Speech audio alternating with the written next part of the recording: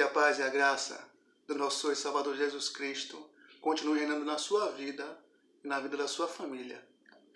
Irmãos, hoje o irmão Emanuel teve um probleminha e não deu para ele dar continuidade aos estudos sobre entendes o que eu canto, né? Sobre o entendimento dos louvores que nós cantamos. E coube a mim fazer a reflexão deste dia. Eu queria trazer para os irmãos o texto que se encontra no livro de Lamentações, lá depois de Jeremias, capítulo 3, a partir do versículo 19. Lamentações 3, 19. E fala assim: lembra-te da minha aflição e do meu pranto, do absinto e do veneno.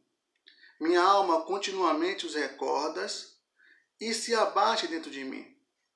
Quero trazer à memória o que me pode dar esperança. As misericórdias do Senhor são a causa de não sermos consumidos, porque as suas misericórdias não têm fim. Renovam-se a cada manhã. Grande é a sua fidelidade. A minha porção é o Senhor. Diz a minha alma, portanto, esperarei nele. Bom é o Senhor para os que esperam por ele, para a alma que o busca. Bom é aguardar a salvação do Senhor, e isto em silêncio. Vamos orar? Bendito Deus, maravilhoso Pai, agradecemos a Ti, Senhor, pela Tua preciosa palavra, Senhor. Agradecemos a Ti porque Tu é bom, Senhor, e tem guardado o Teu povo nesses dias, Senhor, de angústia e aflição. Fala, Senhor, nossos corações, neste dia, em nome do santo nome de Jesus. Amém. O que nós mais ouvimos, irmãos, nesse período, é de pessoas preocupadas, ansiosas, desesperançosas, pessoas que estão preocupadas com o dia de amanhã, porque grande epidemia, grande pandemia se abateu sobre o mundo, irmãos. As pessoas não sabem mais o que pode ocorrer. E nisso, nas suas casas, no isolamento, muitas vezes se abate a aflição, a preocupação. Me perguntaram o que fazer quanto a isso. O que fazer nestes dias para que essa angústia, essa aflição saia do meu coração, para que eu tenha a paz que o Senhor Jesus nos prometeu. Ele fala, deixo-vos a minha paz vos dou. Não dou como dá o mundo. Porque o mundo só tem paz e tranquilidade quando tudo está bem. Quando eu estou empregado, quando eu estou bem de saúde. Mas a paz do Senhor Jesus, ela excede todo entendimento. E aqui, irmãos, muitos séculos antes de vir o Senhor Jesus, Jeremias estava passando por uma situação calamitosa, irmãos. Jeremias, pelo menos na minha leitura bíblica, eu não vi um relato de um profeta tão sofrido, tão afligido, tão angustiado quanto Jeremias, irmãos. Sabe por quê? Porque todos os outros profetas do Senhor, ele vem com a seguinte mensagem: se arrependam, porque senão vem a mão do Senhor. Se arrependam, senão vem o castigo de Deus. Mudem de vida, porque o Senhor está vendo. Andem de forma correta, como o Senhor quer. Os profetas, eles vieram para anunciar que Deus estava olhando para o povo de Israel e que o povo precisava ter um conserto de vida. Ter um conserto de vida. Só que Jeremias, ele tem uma mensagem que nenhum profeta teve. Ele vem e diz, a mão do Senhor já está sobre vocês. O castigo do Senhor já está sobre Israel. Não há mais o que anunciar que virá. Já está aqui. Já está às portas. O castigo do Senhor chegou. E é isso que nós vemos lá no começo do livro de Lamentações. Capítulo 1, versículo 1. Ele fala exatamente sobre isso. Abra sua Bíblia aí, vira um pouquinho. Lamentações 1, ele fala assim: Como jaz solitária a cidade que outrora populosa. Tornou-se como viúva a quem foi grande entre as nações, princesa entre as províncias, ficou sujeita a trabalho forçado. Chora e chora de noite, suas lágrimas lhe correm pelas faces, e não tem quem a console entre todos os que a amavam. Todos seus amigos procederam perfiamente contra ela. Tornaram-se seus inimigos. Judá foi levado ao exílio, afligido e sob grande servidão. Habita entre as nações, não acha descanso. Todos seus perseguidores o apanham nas suas angústias. Os caminhos de Sião estão de luto, porque não há quem venha à reunião solene. Todas as suas portas estão desoladas, os seus sacerdotes gemem, as suas virgens estão tristes, e ele mesmo se acha em amargura. Os seus adversários triunfaram, os seus inimigos prosperam, porque o Senhor a afligiu, por causa da multidão dos seus pecados. Os seus filhos tiveram que ir para o exílio na frente dos seus adversários. E aí ele segue falando sobre a aflição que se abateu sobre Israel. Jeremias, irmãos, ele se aflige. Ele vê a dor chegando à sua cidade. E ele começa a escrever um livro que é chamado de Lamentações, Aflições, Angústia. Esse é o nome do livro de Lamentações de Jeremias. Mas chegando, irmão, no capítulo 3, em que nós lemos, ele passa a falar um finzinho da sua aflição. Ele fala, versículo 19, capítulo 3, versículo 19. Lembra-te da minha aflição e do meu pranto, do absinto e do veneno. Minha alma continuamente os recorda e se abate dentro de mim. Jeremias fala que sua alma está abatida. Mas eu não queria falar de abatimento, irmãos. Eu só falei essa introdução para nós entendermos o conjunto do que está acontecendo com Jeremias, que se parece um pouco com que hoje as pessoas se afligem. Ainda nem tanto no Brasil, mas no exterior, na Europa, nos Estados Unidos, o abatimento está terrível. Mas aí no versículo 21, que é o que eu quero pegar com os irmãos para refletir nesta noite, neste dia, ele fala assim: quero trazer à memória o que me pode dar esperança. Jeremias fala assim, mesmo com essa tribulação toda, mesmo com o sofrimento que eu estou vendo, porque o ministério de Jeremias é desde o começo ver o sofrimento do povo, o cerco babilônico, a tomada de Jerusalém, a levada do povo à escravidão, a morte dos líderes de Israel, dos seus filhos, de mulheres grávidas, de crianças. Mas ele fala assim, eu necessito nesse momento, para que meu coração não fique angustiado, trazer à memória o que me traz a esperança. O que me traz esperança nesse momento?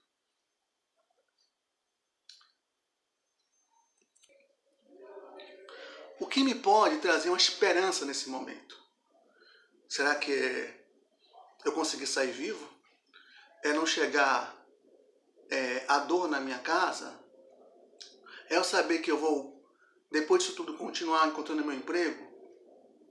Para Jeremias, irmãos, o que traz esperança está em Deus. Não em nós, não nos outros, mas na bondade e misericórdia de Deus. E ele traz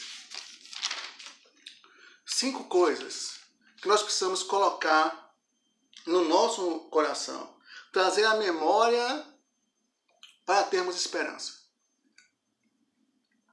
Primeira coisa, versículo 22, fala assim: as misericórdias do Senhor são a causa de não sermos consumidos, porque as suas misericórdias não têm fim.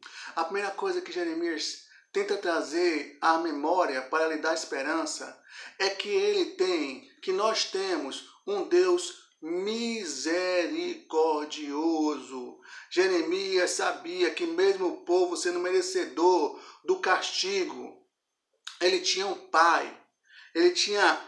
pai misericordioso, como aquele pai que pega um filho num ato errado, ele pode até dar uma surra no filho, dar um castigo ao filho, mas ele faz para o bem do filho e apazigua a sua mão. Mesmo o povo sendo rebelde, mesmo vindo aflição sobre ele, Deus é misericordioso, irmãos. E não iria afligir o seu povo de forma a destruí-lo totalmente, irmãos.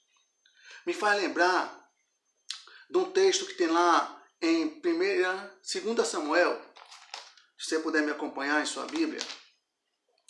2 Samuel, capítulo 24. Isso. 2 Samuel 24.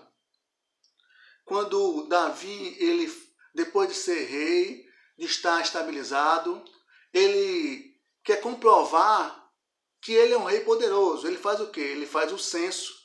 Ele manda contar os seus cavalos, os seus homens de guerra, os seus armamentos. E por isso vem a mão de Deus sobre Israel.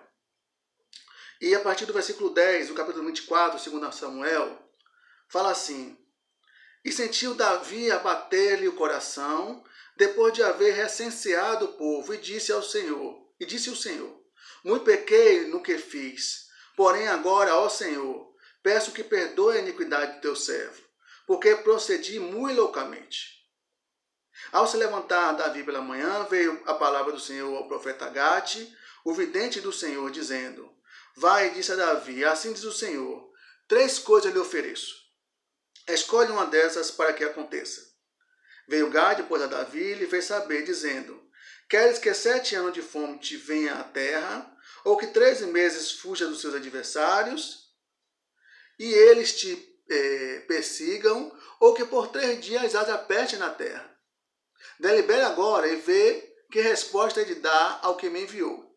Então lhe disse Davi: Estou em grande angústia, porém caiamos na mão do Senhor, porque muitas são as suas misericórdias, mas não na mão dos homens, não caia eu. Davi, ele opta não pela guerra, não pela fome, mas por uma coisa que sabia que só Deus tinha o controle, que era a doença, que era a peste.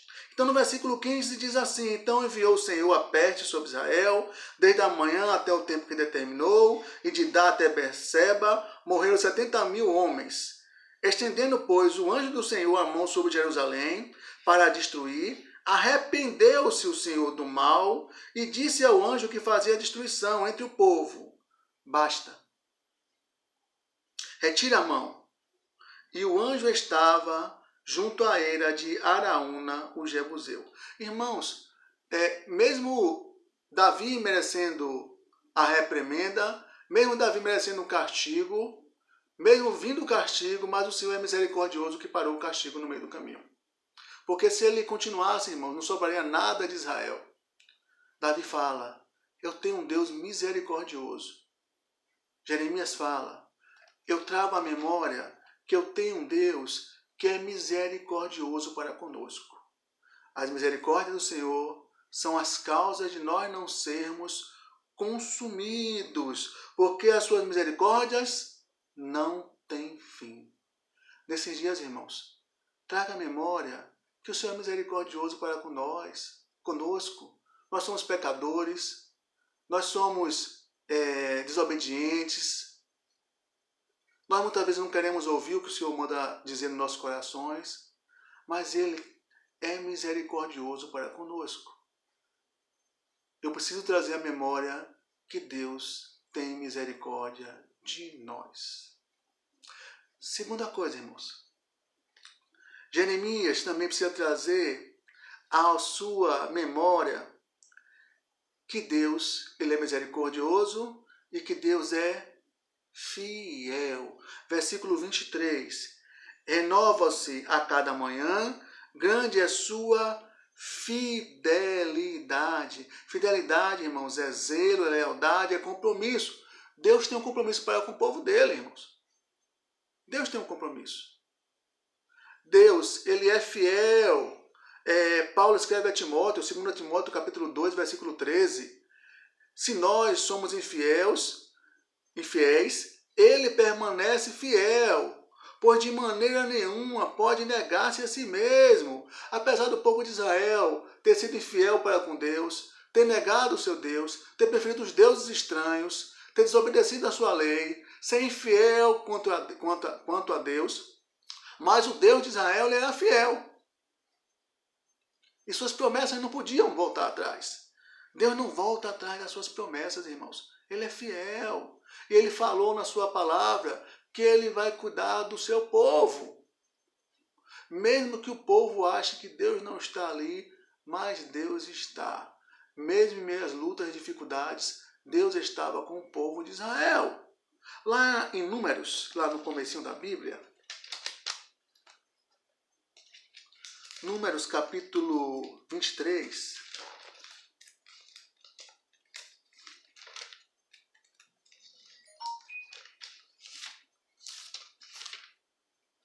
Números, se eu só achar, número 23, versículo 19, Deus fala para o seu povo assim: Deus não é homem para que minta, nem filho do homem para que se arrependa. Porventura, tendo ele prometido, não o fará? Ou tendo falado, não cumprirá? E Deus falou que o povo de Israel era o povo dele. E que ele iria para o cativeiro, ele iria receber o castigo, mas ele iria aprender neste meio tempo, irmãos. Fidelidade é isso. Fidelidade não é apenas dar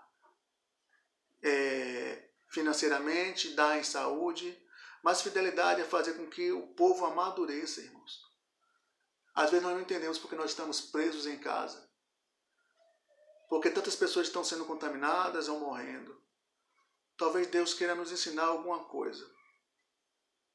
Precisamos trazer à memória que Deus é fiel. E Ele não vai negar a sua fidelidade ao seu povo.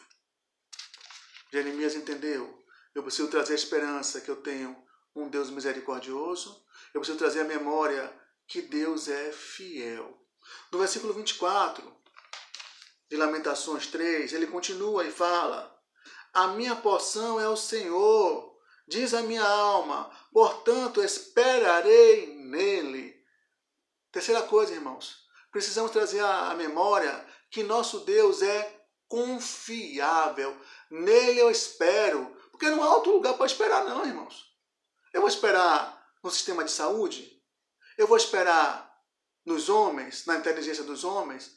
Não, eu espero em Deus. Nele eu ponho a minha confiança. Jeremias fala: olha, eu só espero em Deus, eu não estou esperando mais ninguém. Porque esse povo que está aí, esses governantes, eles foram avisados e não se consertaram. Foi avisado para o povo. O povo também não se consertou. O que está acontecendo com o povo de Israel é apenas consequência do que eles fizeram contra Deus. Mas Deus é confiável. E eu entrego minha aflição, minha dor, meu pensamento em Deus. Porque é Ele que me guarda. É Ele que cuida de mim. Salmo 20, versículo 7 a 9.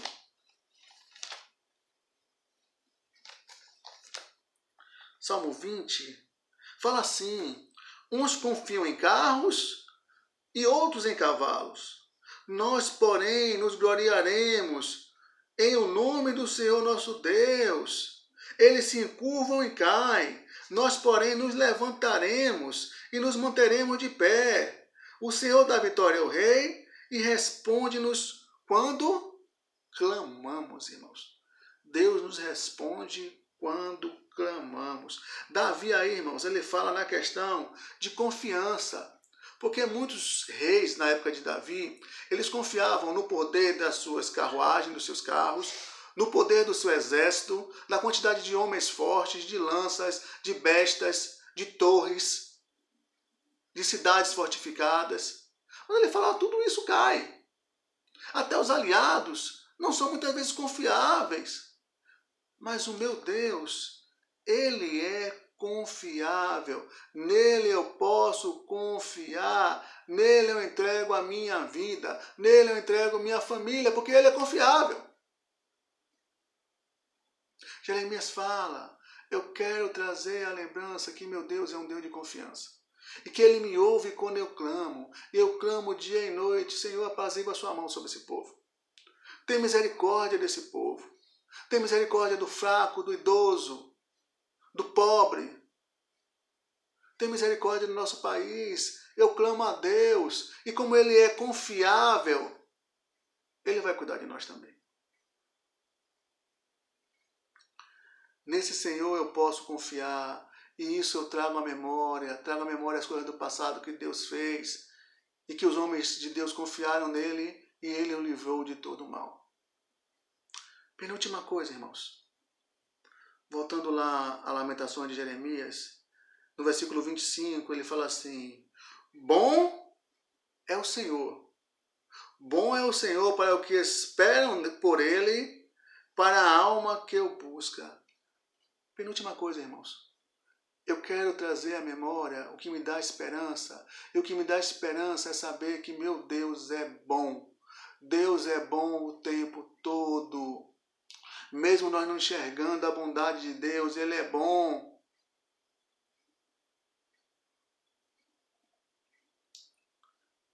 Bom não é aquele que presenteia. Bom é aquele que ama em qualquer eventualidade. E Deus nos ama. Deus ama a cada um de nós. E mesmo em meio às intempéries, irmãos, que acontece, mesmo em meio às angústias que acontecem, mesmo das coisas que ocorreram com Israel, mesmo com a tomada da Babilônia, mesmo com a destruição de Jerusalém, mesmo com o cativeiro babilônico que durou 70 anos, Deus continuava bom. Porque as coisas que Deus faz, mesmo sendo fora do nosso alcance de entendimento, mas está no plano de Deus. E o final é bom para nós. Uma passagem que eu acho muito interessante, irmãos, nessa época, é que está lá em Romanos, capítulo 8, versículo 28. Isso, Romanos 8, 28. Paulo fala assim: sabemos que todas as coisas cooperam. Cooperam para quê, irmãos? Cooperam para o bem daqueles que amam a Deus, que são chamados segundo o seu propósito. Paulo fala que tudo coopera, irmãos. Até essa pandemia coopera de alguma forma que eu não sei qual é. Talvez o irmão não saiba, mas Deus sabe, porque Deus é bom. E Deus sendo bom, Ele faz com que as coisas cooperem para o nosso bem, para o bem daqueles que o amam, daqueles que são chamados para o seu propósito. E Jeremias sabia disso. Jeremias diz assim: olha, Deus é bom, bom é o Senhor para o que esperam nele. E Jeremias traz isso à sua lembrança, no meio da sua aflição, no meio do seu choro. Diz assim: eu quero trazer a lembrança que me traz esperança. E uma das coisas que traz esperança a Jeremias é saber que ele tem um Deus bom. Deus é bom para a minha vida. Deus é bom para a sua vida. Deus é bom para a vida da sua família. E mesmo quando tudo parece contrário, Deus continua sendo bom.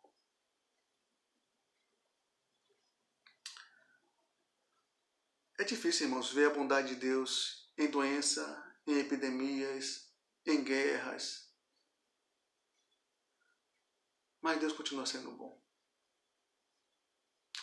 E a última coisa, irmãos, não queria me alongar hoje,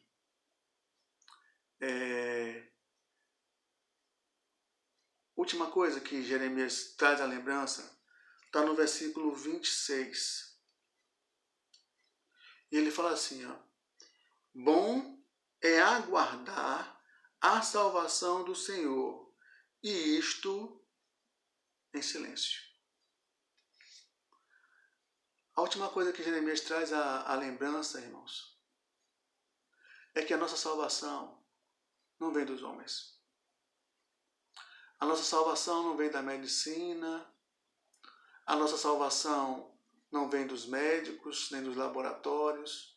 A nossa salvação não vem do dinheiro que o governo depositou na conta das pessoas. Mas a nossa salvação só vem de um lugar, que é do Senhor. Jeremias ele se confronta de uma forma que ele não vê salvação para o povo de Israel. Mortos, levados em cativeiro, amarrados pelo pescoço, alguns com corrente aos narizes são arrastados, são levados para uma terra estranha para passar por mais uma vez um cativeiro. mas ele vê a salvação de Deus. Que em algum momento Deus ia executar a sua misericórdia, a sua fidelidade, a sua confiabilidade, a sua bondade, e ele ali efetuaria a salvação de Israel. No caso do exílio babilônico foram 70 anos, mas Deus trouxe o seu povo de volta a Israel, a Jerusalém. Não sei quanto tempo vai durar a pandemia, mas é preciso trazer à memória cada dia essas coisas e sabermos que a salvação vem do Senhor. Um salmo que eu gosto muito, irmãos, é o salmo de número 121. Eu vou ler para os irmãos aqui, é um salmo pequeno. Salmo 121, é também o último versículo que eu vou ler. Ele fala assim: elevo os meus olhos para os montes. De onde me virá o socorro? O meu socorro vem do Senhor, que fez o céu e a terra. Ele não permitirá que os teus pés vacilem, não dormitará aquele que te guarda. É certo que não dormita, nem dorme o guarda de Israel. O Senhor é quem te guarda. O Senhor é a tua sombra à tua direita. De dia não te molestará o sol, nem de noite a lua. O Senhor te guardará de todo mal. Guardará a tua alma. O Senhor guardará a tua saída e a tua entrada, desde agora e para sempre. Jeremias, ele eleva a sua mente, assim como Davi eleva os seus olhos, porque a nossa salvação não vem dos montes. Davi fala: eleva meus olhos para os montes de onde me virá o socorro, porque era dos montes que vinham os aliados, os exércitos de outros países para o apoiar. Ele fala: eleva meus olhos para os montes. De qual lado que me vem o socorro? Será que me vem dos meus amigos da Síria, do Egito, dos acordos que eu fiz com outros países? De que lado dos montes me virá o socorro? Aí ele pensa: não, meu socorro não me vem dos montes. O meu socorro vem do Senhor, vem do alto, vem de cima, que fez os céus e a terra. A minha salvação vem do Senhor. E é preciso, nesses dias de isolamento, nós trazemos à memória essas coisas. O meu socorro vem do Senhor. O meu socorro vem do Senhor porque Ele é misericordioso, porque Ele é fiel, porque Ele é confiável, porque Ele é bom e porque dele é que vem a minha salvação. Do Senhor é a salvação. Você tem trazido à memória essas coisas? Ou será que a cada dia nós temos nos enchido de repórteres, de notícias angustiantes e ficamos cada vez mais deprimidos? Olha, tem aumentado o número de infectados. Olha, tem aumentado o número de mortes. Jeremias viu isso também. Mas tem hora, irmãos, que nós precisamos parar. Parar e trazer à memória coisas boas. Lembrar de quanto Deus fez e que está relatado na sua palavra. E também das coisas que Deus tem feito nas nossas vidas. No testemunho de cada irmão. E também no nosso testemunho, nossa vivência própria com Deus. O que nós temos vivido com Deus? Isso nos traz esperança. Vamos orar? Bendito Deus, amado Pai, agradecemos a Ti, Senhor. Porque Tu nos dá esperança, Senhor. Que cada um do que ouviu essa mensagem, Senhor, traga à memória o que nos traz esperança. E que nos traz esperança, sabemos que temos um Deus que tem cuidado de nós, que tem cuidado da nossa vida, que tem cuidado da nossa família, que tem cuidado das nossas finanças. Esse é o nosso Deus que nós temos. E quem se firma nesse Deus não treme, porque Ele é o nosso socorro bem presente na hora da angústia, Senhor.